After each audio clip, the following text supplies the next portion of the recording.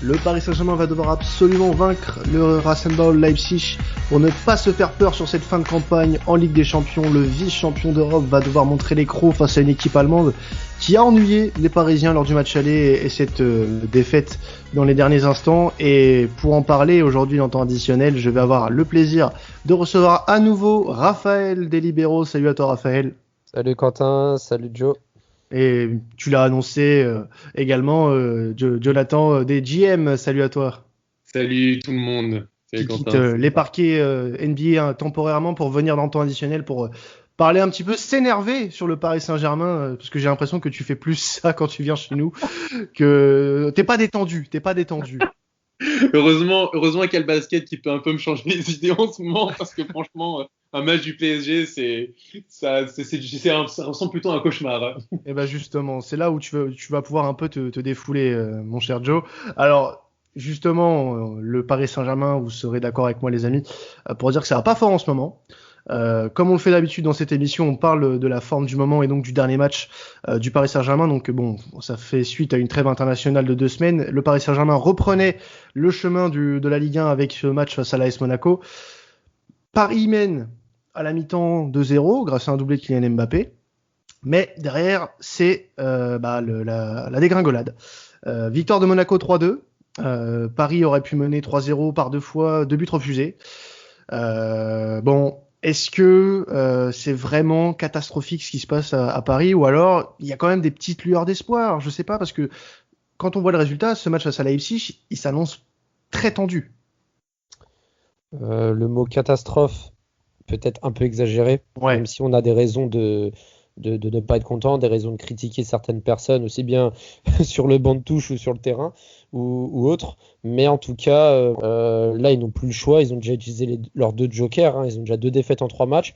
C'est le pire début de campagne Ligue des Champions, phase aller de poule depuis QSI, tout simplement, parce que là, le PSG est à 3 points seulement, déjà 2 défaites, sachant qu'il faut encore se déplacer à Old Trafford contre l'équipe de Manchester qui n'est pas non plus dans sa forme optimale, mais qui à domicile est capable de gagner facilement parce que ils ont pris le lead sur le match aller et ça reste Manchester United. Mais en tout cas, pour revenir sur le match de vendredi soir, comment expliquer ça? Il y a eu une mi-temps in et une mi-temps out, et malheureusement la première mi-temps Mbappé a fait le taf. Malheureusement c'est vrai que le PSG aurait dû mener par au moins 3 buts d'écart à la pause, mais on ne peut pas expliquer et on ne peut pas défendre justement de prendre autant de buts en si peu de temps avec des passivités défensives et des erreurs de concentration consternantes et de voir Monaco renverser la tendance. C'est pas rassurant d'avoir un match aussi important pour le PSG. Oui, je vais aller abonder dans le sens de Raphaël. On n'est quand même pas hyper rassuré. Alors, je pense qu'il y a quand même quelques circonstances atténuantes. On voit que quand même que ce soit Liverpool avec ses blessés, Manchester City au vu de ses résultats, comme le Barça, le Real Madrid, à part le Bayern Munich, pour le coup, tous les gros d'Europe ont beaucoup de mal dans ce début de saison. Le rythme est infernal. Ça, c'est quand même un immense tacle qu'on peut faire à la gorge au niveau de l'organisation des championnats, des trêves internationales surtout qui sont absolument scandaleuses pour le coup. Par exemple, je ressors une interview de Manuel Neuer qui disait que carrément certains exercices ils ne pouvaient pas faire parce que ils étaient trop fatigués, trop éprouvés physiquement. Donc ça, c'est pour un peu aussi expliquer le fait que le Paris Saint-Germain est quand même dans une forme catastrophique physique depuis le début de saison. On les voit, ils tiennent qu'une mi-temps. On l'avait vu contre Leipzig au match aller, on l'a vu contre Monaco là ce week-end. Ça explique aussi les blessures. Ça, c'est pour les circonstances qui peuvent être un peu atténuantes. En revanche, je trouve que franchement, au niveau du jeu déployé, encore une fois, c'est quand même très inquiétant parce que il y a le but de Mbappé qui arrive, le doublé, et normalement même le 3e but de Moise Kean qui doit arriver. Mais avant ce but de Mbappé, Paris souffre un peu dans ce match. Il est quand même dominé par Monaco. Enfin, c'est une modeste équipe de Monaco qui a beaucoup d'absents, une équipe très jeune. Donc déjà, le but de Mbappé vient d'une contre-attaque vient un peu de nulle part. Après Joe, désolé de t'interrompre, mais quand même, Monaco il sortait d'une grosse performance à domicile contre Montpellier, si je ne m'abuse. Un match très intéressant à Nice également, avec une victoire. Il y avait beaucoup d'absents du côté de Monaco. Bien sûr, mais ils sont quand même sur une forme intéressante malgré leurs absences. Du coup, c'est la 3e victoire d'affilée de Monaco, pour parler un peu de la forme des Monégasques. Victoire contre Bordeaux 4-0, victoire dans le derby face à Nice 2-1, et là du coup grosse victoire face aux champions de France en titre. Autant pour moi, c'était contre Bordeaux. Excusez-moi en tout cas, mais oui. Non, mais voilà, mais bon, on a l'impression quand même que Paris souffrait dans la première demi-heure, en tout cas n'avait pas la maîtrise du match du tout. Mbappé sort ce magnifique but un peu de son chapeau, et on est inquiet. Bien sûr qu'on est inquiet. Moi, je suis inquiet personnellement, pas avant ce match contre Leipzig. On va en parler de toute façon après.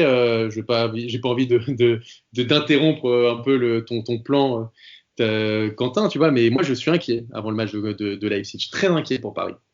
Alors Leipzig, justement, pour parler un petit peu des Allemands, depuis le match face au PSG, cette victoire de buts à 1, Leipzig n'a pas perdu, une victoire face à Fribourg 3-0 et un match nul face à Francfort 1 partout. Donc bon, Francfort ça reste toujours un petit peu plus élevé que Fribourg, mais les joueurs de Nagelsmann ne baissent pas le pied, tandis que pour le PSG c'est un peu plus compliqué. Alors entre-temps, Paris a gagné 3-0 face à Rennes, mais même là, c'était pas folichon non plus, malgré cette victoire qui semble un peu plus fleuve qu'autre chose. Après, il y avait 8 absents dans ce match, donc c'est compliqué. Ouais. En ce moment, c'est compliqué de juger les matchs du PSG d'un point de vue de l'effectif. Même contre Monaco, quand tu vois l'entrée de Neymar, t'as l'impression qu'il veut pas forcer parce qu'il a peur de rechuter, et qu'il y a le match de mardi qui est dans les têtes de tout le monde. Tu mènes 2-0 à la mi-temps, tu sais que tu as un rythme infernal, tu te dis, bon, tu aurais pu mener 2, 3, 4-0 à la mi-temps, c'était pareil, donc il baisse complètement de pied, et Monaco d'un coup revient, et Paris s'est complètement démobilisé, c'est compliqué de revenir derrière dans la rencontre. Les joueurs qui rentrent, je te dis, Neymar, il a la tête à mardi, ça se voit, donc il ne veut pas forcer, donc c'est hyper compliqué de juger ce PSG. Tu peux juste dire qu'effectivement, d'un point de vue de l'état d'esprit et du jeu déployé, c'est limite, et quand tu vois même l'effectif en lui-même, on n'a pas Kimpembe mardi, ça va être encore Diallo avec Marquinhos. Alors, je veux bien. Alors, je vais faire la transition, je suis désolé, il faut en parler, il faut le dire, comme diraient certains, mais Diallo, c'est un échec au Paris Saint-Germain. Je n'aime pas porter du mal à des personnes qui sont surtout joueurs du Paris Saint-Germain, mais on a beaucoup critiqué Thilo Kehrer et son rendement qu'on attend toujours avec ses nombreuses blessures et ses prestations plus que mitigées. Mais Abdou Diallo, je suis désolé, c'est un échec. 32 millions d'euros, ça va être sa 3e saison au Paris Saint-Germain. Et je suis désolé, on nous a vendu un joueur capable de jouer à la fois sur le côté que dans l'axe, polyvalent, avec une grosse sérénité dans la formation, la prise de balle et la présence. Moi, je vois rien de tout cela. Je sais pas pour toi, Joe, mais Diallo n'a vraiment pas le niveau pour être dans cette équipe. Au prix de Diallo Kehrer, t'as quasiment le prix de Van Dijk. Donc, ouais. Après, malheureusement, on peut pas compter, tu vois, on peut pas dire bon, avec ce prix-là, on va acheter lui parce que c'est plus complexe que ça. Mais je vois ton raisonnement, c'est qu'au final, on a dépensé une somme astronomique pour 2 joueurs d'un calibre d'équipe qui joue l'Europa League, si ce n'est moins, quoi. Et voilà, c'est l'Europa League. Kehrer Diallo, c'est très bien, ce sont des bons petits jeunes, mais c'est bon pour l'Europa League, pas pour être des doublures. Au Paris Saint-Germain, parce que pour le coup, s'il te manque Marquinhos ou Kimpembe, ce sont ces 2 mecs. Des doublures, Kehrer, il a quand même été titulaire en finale de Ligue des Champions. Hein. En plus. Donc franchement, pour le coup, moi, c'est ce que j'avais dit dans un autre de tes podcasts, Quentin, il y a quelques semaines. Quand tu mets autant d'argent sur des joueurs aussi moyens, il faut te poser les bonnes questions. Parce que aussi peu expérimenté aussi, faut le dire, que Thilo Kehrer, de base, quand il arrive au PSG, sans être un no-name, c'est pas non plus le joueur le plus réputé à son poste. Et puis de toute façon, maintenant aujourd'hui, dès qu'on est jeune et on a 1 an en professionnel, notre cote se multiplie. Donc c'est un peu la déraison de la jeunesse qui se surcote d'année en année. Mais pour en revenir à ce que tu disais tout à l'heure, Quentin, on va parler un petit peu de l'adversaire du jour. à venir. Leipzig, qui certes n'a pas fait de mauvaises contre-performances. Au dernier match contre Francfort, ils ont fait tourner. Nagelsmann a mis notamment Poulsen et Forsberg sur le banc, qui l'a fait rentrer à la pause parce qu'il perdait, et Poulsen a égalisé sur une magnifique volée. Je vous invite à le voir, chers auditeurs, si vous ne l'avez pas vu. Mais en tout cas, Leipzig est sur une dynamique plus correcte et plutôt bonne. Mais ce qu'il faut noter aussi, c'est que Leipzig à domicile est implacable depuis le début de la saison, toute compétition confondue. Leipzig gagne tous ses matchs sans exception, mais à l'extérieur, il n'en remporte qu'une victoire, c'est à Augsbourg. Sinon, c'est que des défaites ou des matchs nuls, notamment à Gladbach, notamment la correction prise à Old Trafford contre Manchester United, notamment même un autre match nul contre un bas de tableau, je me rappelle plus quelle équipe, mais en tout cas, Leipzig à l'extérieur n'est pas très folichon. Et c'est pour ça que je vois malgré tout le Paris Saint-Germain sortir une victoire à la fin de ce match. Alors pour continuer à parler de cette rencontre et notamment des absents, puisque Joe en a parlé un petit peu tout à l'heure en préambule de cette émission, on a l'éternel Bernat qui malheureusement se remettra pas tout de suite de sa blessure. On a également plusieurs absents de marque côté PSG, comme l'a dit Jonathan Tollard. On a Draxler, on a Gay, Herrera, Icardi, Kerrer, Kimpembe, Verratti. On a quasiment une équipe de titulaires d'absents. Icardi va peut-être jouer. D'accord.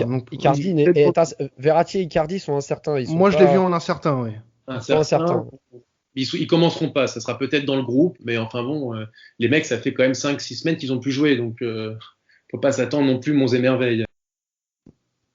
Et côté allemand, alors il y a des absents aussi, mine de rien. Alstenberg, Hartmann, Wang Yichan, Klostermann, Leimer et Mukiele. Donc là aussi, ne serait-ce que pour Mukiele, Leimer, ça va faire un vide côté Leipzig. Si on compare un peu les deux effectifs, de toute façon, logiquement, le Paris Saint-Germain est favori. Mais sur ce qui est de la forme du moment, on peut se poser des questions quand même. Moi, je pense qu'à l'instant T, pour le Paris Saint-Germain, je pense que, et c'est pas dans ma nature, il faut plus être exigeant avec cette équipe. L'objectif, c'est juste de passer, c'est de faire les 9 points, quelle que soit la manière. Ça peut être dégueulasse dans le jeu et tout, mais aujourd'hui, de toute façon, on verra pas mieux du PSG. Face à Leipzig, Paris arrive diminué, pas en forme, pas dans une bonne dynamique. Donc, pour le coup, moi, je serais plus exigeant avec ce PSG. Je veux juste qu'ils aient ces 9 points. Et après, à partir de février-mars, j'ai envie de dire, c'est presque une autre saison qui commence. Ils auront un peu plus de temps pour récupérer des joueurs aussi. Donc, voilà. Pour moi, juste, il faut que Paris fasse le dos rond, essaye de souffrir et de gagner en souffrant, et c'est pas grave s'il n'y a pas de beau jeu, s'il n'y a pas de strass, il faut juste gagner, quoi, c'est tout. Bah, tu sais que le beau jeu au PSG, ça fait un bon moment qu'on a fait une croix dessus, hein. Je pense que l'exigence des supporters doit être revue à la baisse, comme tu l'as bien dit, et je pense que ça date pas d'hier, hein. Moi, je me rappelle encore de la première saison sous Tourelle où Di Maria marque contre Naples, où là, la poule était plus relevée, mais là, il était vraiment question de se qualifier, rien d'autre. Même la deuxième place, on la prenait tous les jours. Mais oui, là, c'est clair que maintenant, c'est opération maintien et survie en Ligue des Champions. Et des fois, dans ma tête, je me dis que voilà, le Paris Saint-Germain n'a jamais eu l'occasion, à part la première saison sous l'RQSI, de jouer l'Europa League. Si, dans le pire des cas, le Paris Saint-Germain viendrait être éliminé, parce que je pense qu'ils finiront pas dernier, mais ils finiront peut-être 3e. Voilà, si le Paris Saint-Germain finit 3e, une rebascule en Europa League ne serait... Enfin, pour moi, ce serait un mal pour un bien, dans le sens où ça remettrait les choses en ordre pour certaines personnes. Ça mettrait un coup quand même au prestige. Ça mettrait un coup au prestige, mais le Paris Saint-Germain pourrait montrer justement qu'il est capable de gagner une Coupe d'Europe. Ouais, mais là, Raph, je te rejoins, mais ça va au-delà de ces considérations. Là, c'est économique. Si t'as pas la qualification en Ligue des Champions, c'est dramatique économiquement pour le Paris Saint-Germain. Mais ça, je suis d'accord.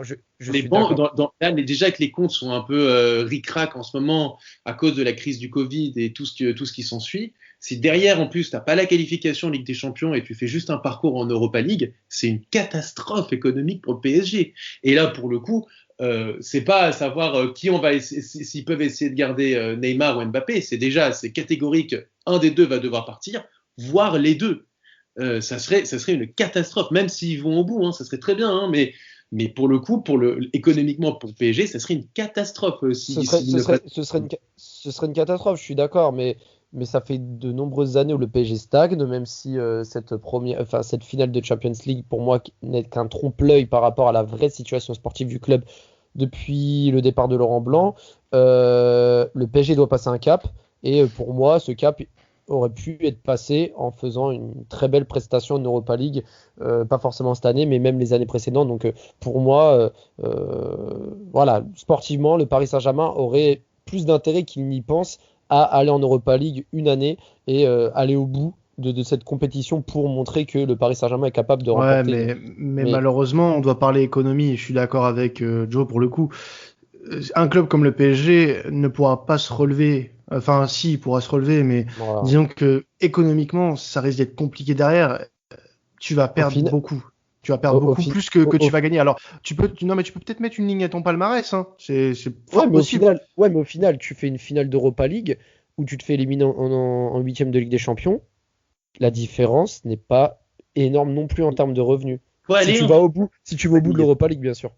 Voilà, c'est ça aussi. Il faut y aller. Et puis, je suis désolé. Moi, c'est un peu cet adage qu'on entend aussi quand un club va en Ligue 2. On dit toujours, ah, mais mieux vaut qu'il aille en Ligue 2, c'est bien parce qu'il peut se reconstruire et il va revenir. Ah, mais tu peux pas comparer. Tu peux pas. Comparer. Je veux dire, souvent on dit reculer pour mieux sauter. Mais là, dans le sport professionnel, c'est plus complexe que ça. Franchement, il n'y a pas le temps, quoi. Tu vois, là, pour non, mais pour l'argument économique. À la fin de la saison, on sait que Tuchel va partir de toute façon. Son avenir n'est pas au PSG. On sait que de toute façon, il faut qu'il y ait un changement quand même dans cette équipe qui a commencé à opérer avec les départs de Thiago Silva, de Cavani, etc. Parce que ça aussi, il faut en parler. Parce qu'à un moment, moi, j'entendais beaucoup de gens dire Thiago Silva, c'était quand même limite un mauvais défenseur central, ce qu'il fallait pas, etc. Mais Paris a reproduit les mêmes erreurs à chaque fois qu'un taulier est parti. Quand Thiago Motta est parti, on n'a pas trouvé tout de suite son remplaçant et on le cherche encore. Quand Ibrahimovic est parti, on n'a pas tout de suite trouvé son remplaçant, on a dû attendre 2 saisons et les arrivées de Neymar et Mbappé. Et l'année d'après, c'était l'année où il y avait Cavani et la remontada, etc. Et là, avec Thiago Silva, c'est pareil. On perd un taulier, un mec qui a marqué l'histoire du club et qui était là pendant 8 saisons au Paris Saint-Germain. Et on ne l'a toujours pas remplacé. Et le problème, il est là. C'est que le PSG a reproduit les mêmes erreurs, ont perdu des tauliers qui n'ont pas été remplacés, des tauliers sur le terrain et en dehors, et aujourd'hui ça se sent, parce que Abdou Diallo, Kerrer et consorts, le problème il est là, le problème c'est que derrière ces mecs-là, ça doit être des 4e choix, des 5e choix, pas des doublures. Le problème. Mais Joe, soyons réalistes, ça fait combien d'années que le PSG n'a pas recruté de joueurs de calibre Ligue des Champions, hormis la doublette Neymar-Mbappé? Il y a Navas peut-être. Ouais, Navas, oui, et c'est tout. Bernat, Navas, Icardi. Non, je suis désolé. Bernat, Icardi, c'est des bons joueurs, mais c'est pas du calibre de Silva quand il arrive, c'est pas du calibre de Navas. Icardi, c'est un joueur qui joue à l'Inter Milan, qui a une très faible expérience en niveau international et en Ligue des Champions également. C'est un bon joueur de Serie A, mais pas plus. Et de même pour Bernat, qui ne jouait plus vraiment au Bayern Munich, qui jouait de moins en moins et qui était plus en relance au PSG qu'autre chose. Le PSG a l'habitude d'acheter des mecs en relance depuis quelques années, on pense à Florenzi, etc. C'est des bons joueurs, mais à force de les enchaîner, parce que c'est bien beau d'acheter un joueur et dire oui, il coûte pas cher, oui, il peut bien compléter, mais si t'as que des joueurs de cette catégorie-là, ils sont les top joueurs, tu vois ce que je veux dire, et malheureusement, cette conjoncture actuelle n'a pas aidé. Mais pour en revenir au débat avec des champions, moi j'ai une impression, et ça, beaucoup de supporters ou d'observateurs du football peuvent se voiler la face. Mais moi, j'ai l'impression aussi que les gens ne veulent pas le voir, le Paris Saint-Germain en Europa League, pour la raison économique, mais aussi car ils ont peur que le Paris Saint-Germain ne soit pas capable d'aller au bout en Europa League et qu'il soit vraiment ridicule de dire ils n'ont pas le niveau en Ligue des Champions et ils n'y arrivent pas en Europa League non plus. Moi, je le pense vraiment. Je pense qu'on a un peu ce syndrome de se dire ils vont aller en Europa League. mais ils vont même pas la gagner. Ils vont même pas aller en finale. Tu vois ce que je veux dire? Moi, je pense que c'est l'inverse. Je pense que, justement, si Paris a la malchance, le malheur d'aller en Europa League, tous les observateurs en France, Paris s'ils vont en Europa League, ça va être exactement la même chose qu'en Ligue 1. C'est-à-dire, soit ils gagnent et c'est normal, soit ils perdent et c'est la honte suprême. Voilà, donc, c'est ça. Paris n'aura pas le choix. Donc le problème, il est là. C'est que moi, ils vont se rajouter une pression en plus de pertes économiques voilà, moi je pense que c'est conjoncturel. On verra au mois de février, mois de mars.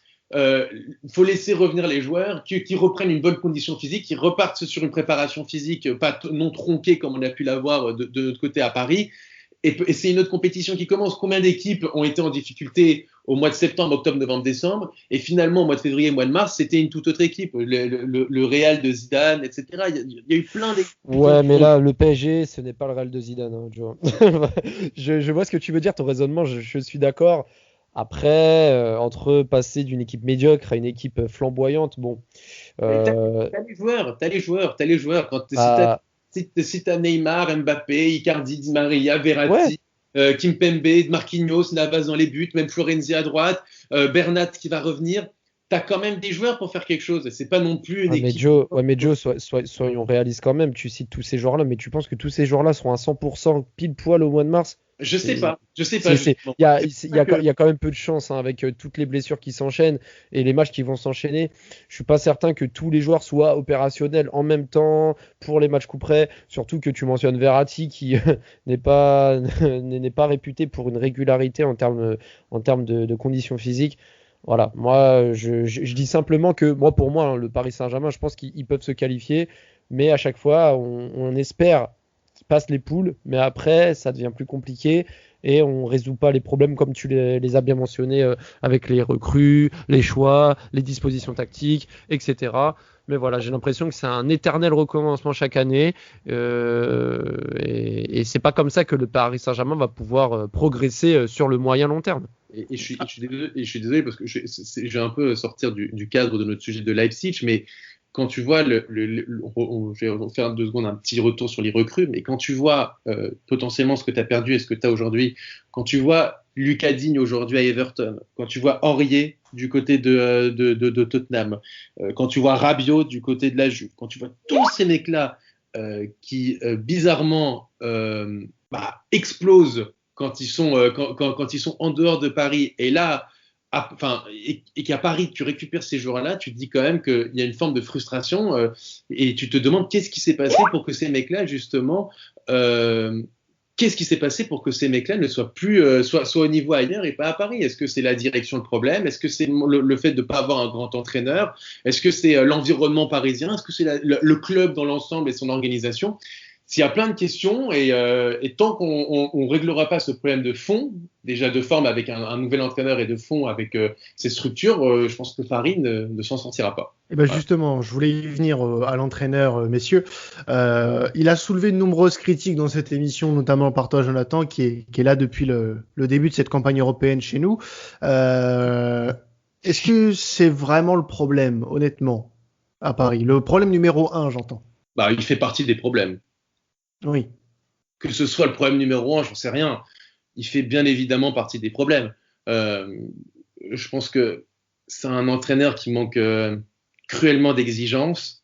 Quand tu vois, par exemple, récemment, tu voyais une interview de Thiago Motta qui parlait d'Ancelotti et de la confiance qu'il pouvait avoir entre Ancelotti et les joueurs. Et on parlait de grands joueurs. On parlait de Lavezzi, Motta, Ibrahimovic, Thiago Silva, etc.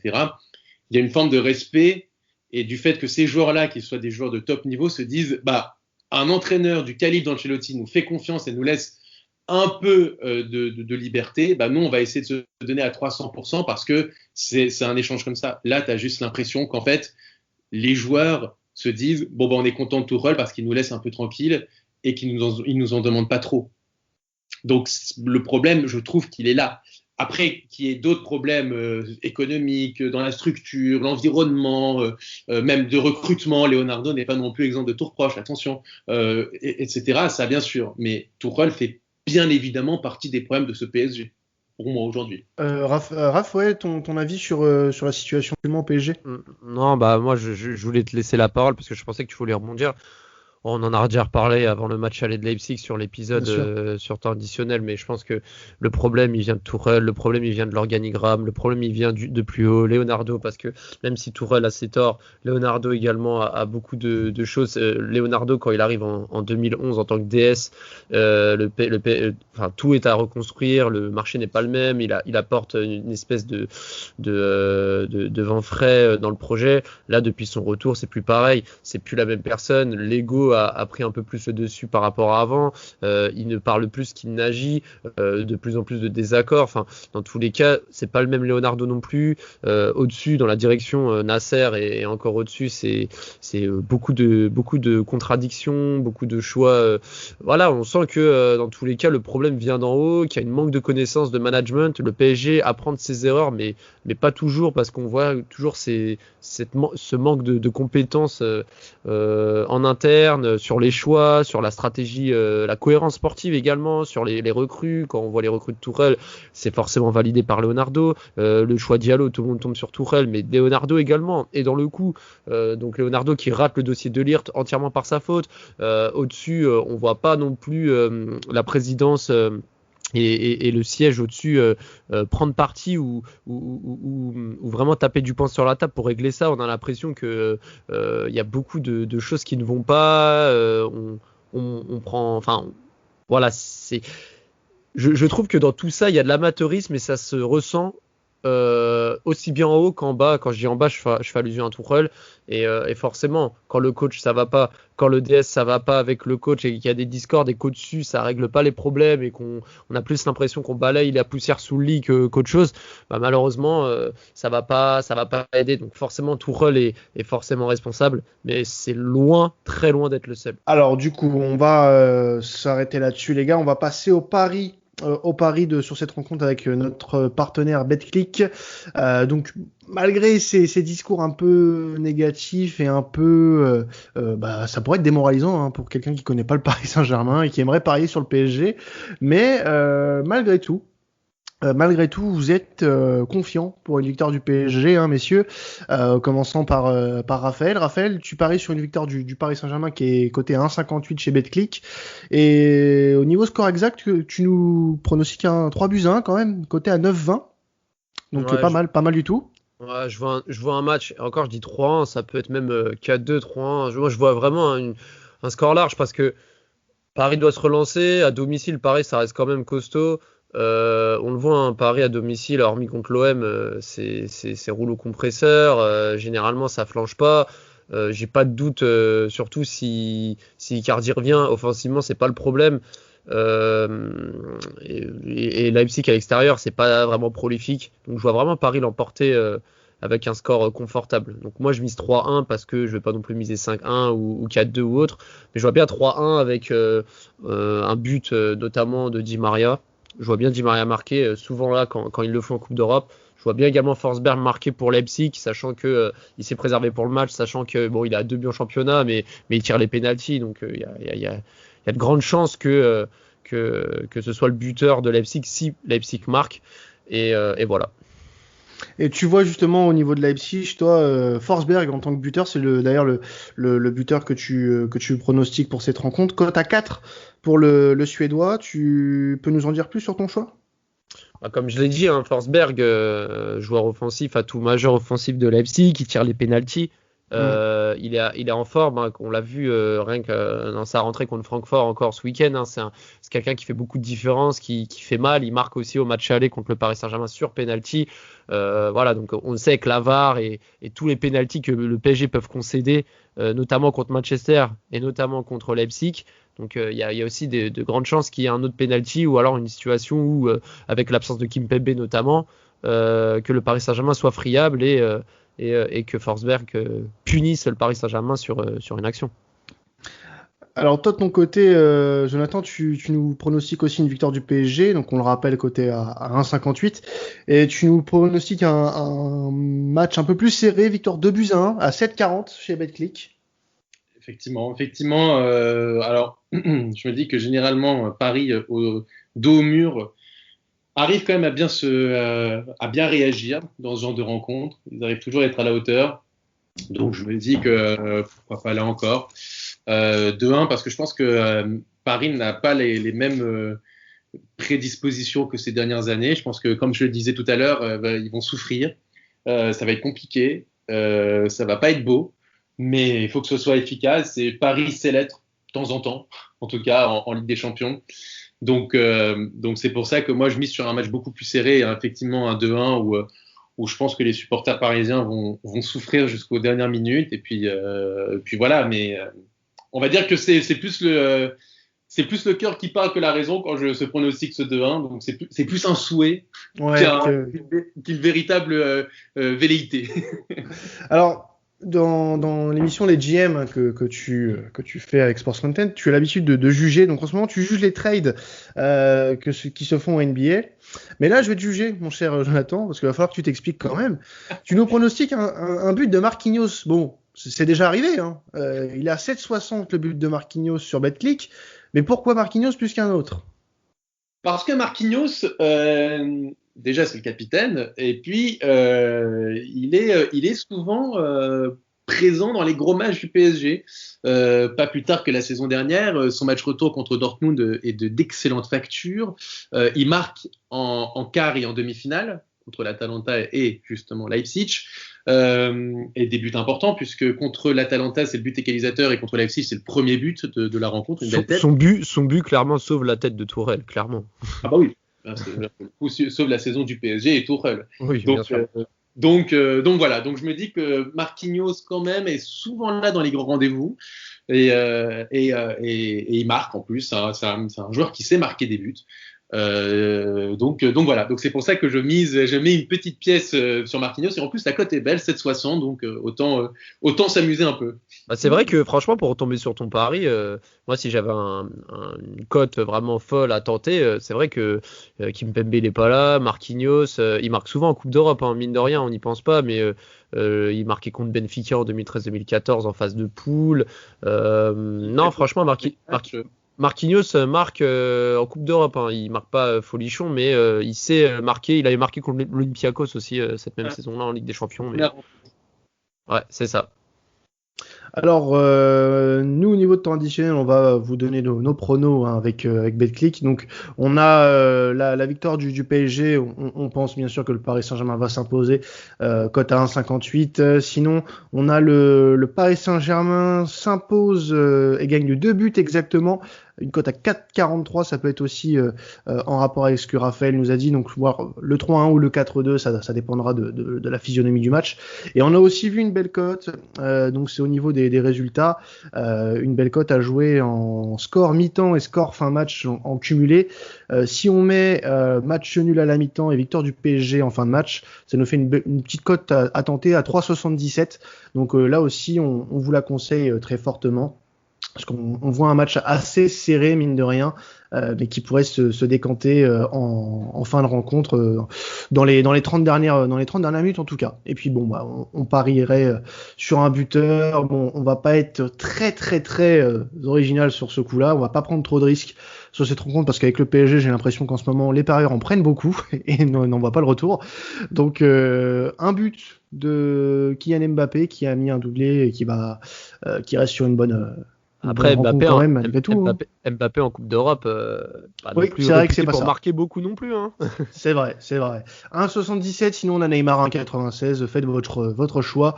En tout cas, on a aussi Di Maria 2,58 qui peut être intéressant à jouer. Donc faites-vous plaisir en tout cas sur les buteurs. En tout cas, on n'a pas de choix défini, mais les 2-3 codes qu'on vous a donnés avant, franchement. Faites-nous confiance, je pense que vous pouvez y aller. En tout cas, merci à vous deux les gars, merci à toi Joe qu'on peut retrouver sur l'émission Les GM en ce moment avec Sports Content. Donc pour ceux qui connaissent pas trop, est-ce que tu peux nous en dire un petit peu rapidement sur cette émission? Écoute, rapidement, en fait, on a voulu changer un peu, casser un peu les codes des podcasts ou des vidéos classiques de basket, où en fait, avec mon compère Robin, on est tous les deux des general managers, donc des directeurs sportifs de franchises de basket, et on juge un peu l'actualité ou chaque franchise avec cet œil-là. Donc, il y a une vision plus économique, plus globale, on va dire, d'un transfert ou d'une actualité. Donc voilà. Donc, on essaie de traiter de manière un peu différente de ce qu'on peut entendre le basket. Et j'appelle aux experts du basket, mais aussi aux amateurs qui veulent s'y mettre. Et comme ça, ils peuvent parfaitement comprendre comment se passe le basket, parce que c'est complètement différent de ce qu'on peut voir avec le football en termes d'organisation. Donc, voilà. Sachez que vous avez des heures et des heures de basket, enfin de contenu basket devant vous avec les GM, puisque il y a des heures, hein, franchement, je sais pas combien. 20h41 minutes, je l'ai sous les yeux. C'est ça. C'est ça, exactement. Voilà. Et puis de très belles, une très belle communauté en tout cas pour les GM. Et puis Raphaël, donc on peut te retrouver bien évidemment chez les libéraux de temps à autre, hein, quand tu ne perds pas de match sur Football Manager. Et ouais, j'attends la réponse. Je ne répondrai même pas. Ah là là, franchement, comment oses-tu? Non, tu perds quand même contre le 9e du championnat alors que tu es censé jouer à la montée. Enfin bon, je dis ça comme ça. Et que je suis 3e. Oui, bon, oui, je peux le mentionner, très bien. Donc, comme je le disais, on peut te retrouver chez les libéraux et bientôt sur un nouveau projet dont d'ailleurs Jonathan va faire partie, qui s'appelle Passion Saint-Germain, qui va être un des nouveaux podcasts de Sports Content dans les prochains jours, prochaines semaines. Est-ce que tu peux nous en dire plus rapidement sur ce nouveau projet qui va voir le jour, Raph? Nouveau projet, donc comme tu le dis, sur un podcast dédié entièrement au Paris Saint-Germain, le plus grand club de France, hein, je le mentionne. Donc ça sera un podcast. Alors ça sera un podcast, ça sera pas vraiment sur les informations transferts et autres. Ça sera vraiment un podcast qui va relayer à la fois l'actualité, c'est-à-dire revenir sur des performances européennes, faire des débriefs un peu comme dans temps additionnel où on va devoir décortiquer les dernières prestations du Paris Saint-Germain sur les matchs, donner notre avis sur l'actu, mais pas uniquement terrain, aussi sur la partie qu'est-ce que vous pensez par exemple de ce choix-là, qu'est-ce qui devrait changer au Paris Saint-Germain, qu'est-ce que vous aimez et tout, et également une partie plus historique, c'est-à-dire revenir sur des joueurs de légende, sur des entraîneurs de légende du club, sur des périodes de légende, des saisons en particulier, des matchs de légende qui ont marqué l'histoire du club, et aussi faire des interviews sur des joueurs qui seront également invités, donc des anciens joueurs, des anciens intervenants, enfin des personnes qui ont contribué à l'histoire de ce club, aussi bien sur la partie médiatique que sportive. Donc voilà, ça sera vraiment un podcast entièrement sur l'histoire et sur l'actualité de ce club. Et ben, en tout cas, on a... Oui. Juste rajouter un petit truc, si vous aimez l'histoire du PSG, parce que ça va être ça, le Passion Saint-Germain, là, vous avez déjà vu un petit extrait de la passion qu'on peut avoir Raphaël et moi, donc ça va se retrouver là-dessus. Et puis, si vous aimez vraiment le PSG, je vous conseille les threads de Raphaël sur Twitter, qui sont d'excellentes factures, qui reviennent sur des saisons en particulier, match par match, des événements, et c'est long, c'est complet, c'est hyper bien foutu, et vraiment, PSG, c'est un excellent travail que je vous conseille de lire. Tous les lundis, ils sont disponibles sur la page Twitter, donc n'hésitez pas. Les lundis à 18h, hein, si on peut être précis, bien sûr. D'ailleurs, est-ce que tu peux pas nous faire un petit teasing là, le prochain, ce sera sur quoi? Le prochain, il sera lundi. Alors, je vais peut-être le diffuser un peu plus tôt. Ce sera peut-être 17h ou 17h30. Mais ça sera sur la saison 2011-2012. Donc, la première saison qatari. Où Montpellier finira champion. Donc voilà, c'est peut-être pas ma meilleure période de l'histoire du club, mais c'est une saison quand même historique, hein, avec beaucoup de changements, un nouveau look de ce club, et une fin voilà, qui ne s'est pas finie comme prévu, mais en tout cas c'était une saison assez haletante avec des matchs historiques. Et ben en tout cas, on a hâte de retrouver tout ce contenu, que ce soit sur Twitter ou même sur les différentes plateformes de streaming avec Passion Saint-Germain. Merci à vous deux d'être passés sur cette émission pour le match face à Leipzig. En tout cas, on va vous retrouver, je pense, tout au long de la saison si le Paris Saint-Germain continue en Ligue des Champions, et on l'espère pour votre équipe, hein, bien sûr, et pour le foot français. En tout cas, merci à vous aussi de nous écouter, toujours de plus en plus nombreux, que ce soit sur nos podcasts ou sur les réseaux. Ça fait vachement plaisir, et comme prévu avec BetClick, on va vous récompenser pour cette fidélité dès la fin d'année. On aura des petits cadeaux pour vous. On vous tiendra au courant bien évidemment sur nos différents réseaux pour tout ça. Donc écoutez, on vous dit déjà à la semaine prochaine pour un nouveau match Ligue des Champions avec le Paris Saint-Germain, et aussi à ce week-end pour les nouvelles affiches du week-end européennes, parce qu'on a aussi les affiches européennes à traiter. C'était Quentin, temps additionnel. Salut à tous.